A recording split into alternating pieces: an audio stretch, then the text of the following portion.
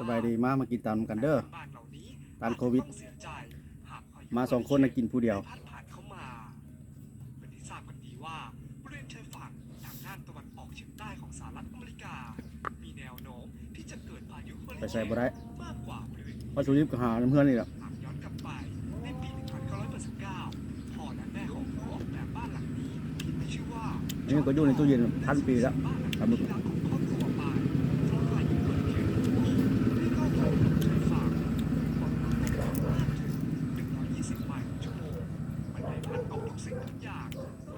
รวมทั้งมันยังทำลายอาคารบ้านเรือนที่อยู่บริเวณชายหาดฉีกออกจนเป็นชิ้นเล็กชิ้นน้อยจอร์จพบบ้านก็มีข่าวเปื้อบ้านทางห้องฟังเพลงไปนะกินตามไปพร้อม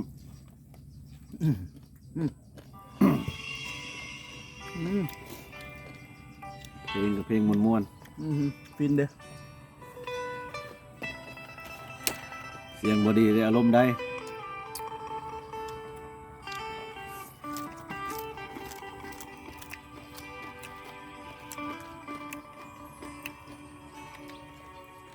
บ่ต้องสนว่าอาย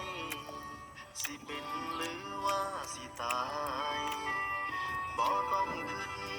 น้ำอายหลายก็ได้เด้ออายดีใจบ่เคยห้องไห้ที่เห็นเจ้าไปได้ดีจะอยู่ในใจตอนนี้อายกุ้งสีมันจะเศร้ามันอกหักอยู่ในตู้เย็นจะสมัยชินที่ห้องเต้อยู่คนกินนะกินตามห้องทาน้ำแกง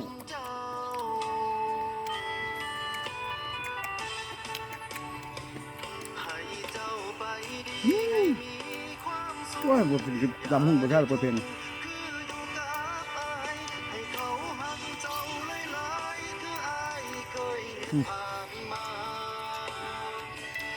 เลิศเดี๋ยวพามาใส่ผักบุ้งเลย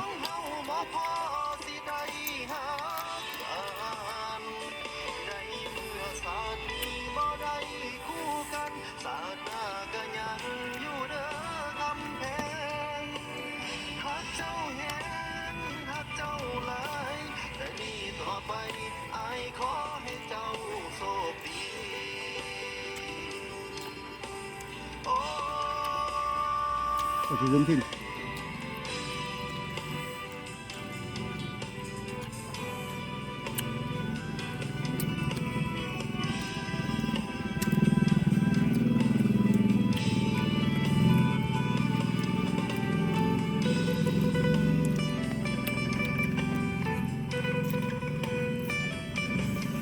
ลองกอง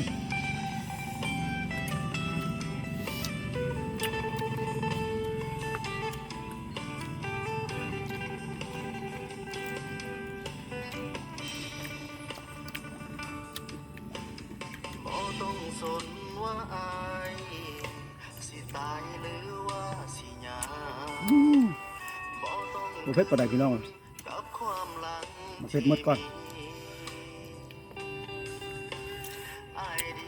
บุเพชรบ่เคยมองให้เพชร2,000ที่พันพอดีแต่อยู่ในใจตอนนี้อายยังคิดฮอดเจ้าเรื่องผ่านมาถือว่าเป็นฝันส่วนเวลาสั้นๆอายก็ดีใจเดี๋ยวเบิ่งจังก็มานะสำไหนที่ได้หักกับเจ้า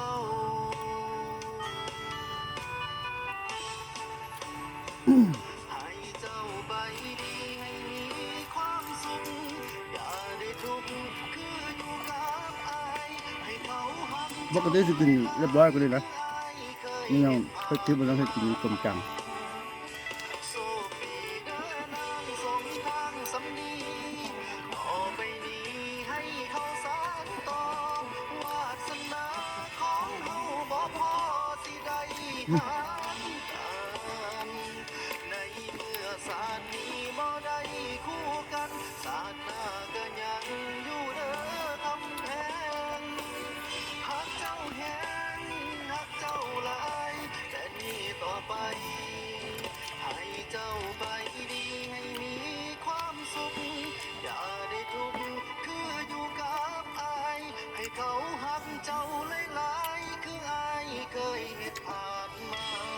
ก็ถึงก็ถึง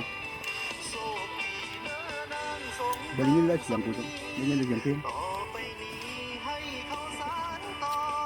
วาสนาของเฮาบ่พอสิได้หาในเมื่อชาตินี้บ่ได้คู่กันชาติหน้าก็ยังอยู่เด้อคำแพงหักเจ้าแฮงหักเจ้าหลายแต่นี้ต่อไปอายขอให้เจ้าโชคดีหักเจ้าแฮงหักเจ้าหลายแต่นี้ เริ่มแบทเริ่มเพชรแล้ว อายขอให้เจ้าโชคดี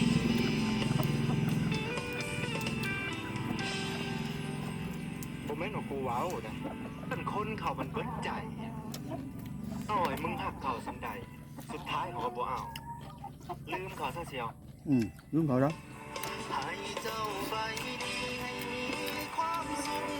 อย่าได้ทุกข์คืออยู่กับอายให้เขาหักเจ้าหลายๆคืออายเคยเห็นผ่านมาโชคดีเด้อนางสงทางสำนีต่อไปนี้ มันหมดเพชรไปไหนเนาะ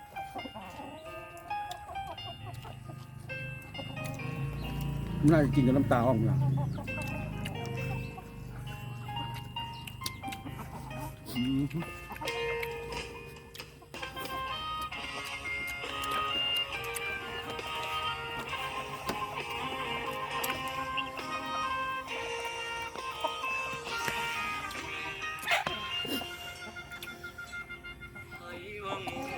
โอ้ยกุ้งนี่คือต้องกตายมันเท่ามันอยู่ตู้เย็นหลายปีแล้ว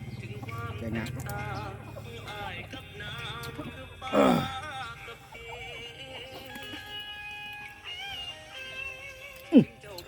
ใช่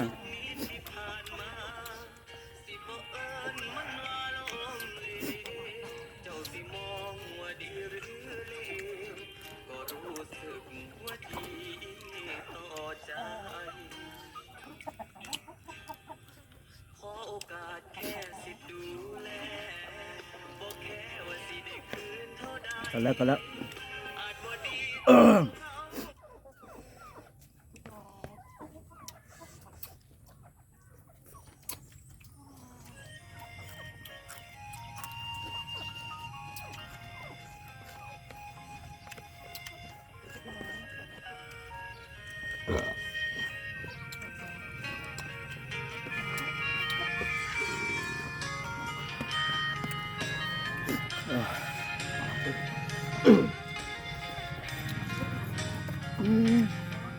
แบบของผม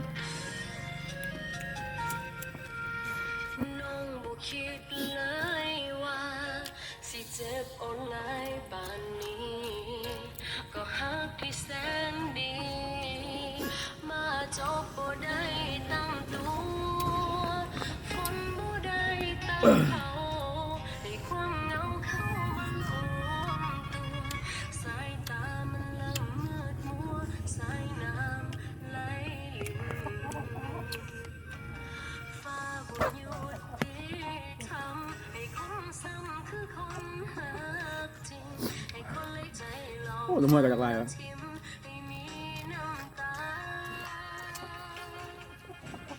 คือบ่ให้คนสัวเป็นคนที่เสียใจละคนหักจริงแสนดีนี่ว่าเสียใจข้าง หมดแล้วหมดแล้ว ขอได้บ่เสียวยกเล่าเพียงตาไปลืมผู้ชายใจมาได้เข้าบอกทางแล้วลา ของแท้บัดนี้จนไหลเลย ขอได้บ่มุมกอดขอ มาแล้ว กินเหล้าลา จับ ใจ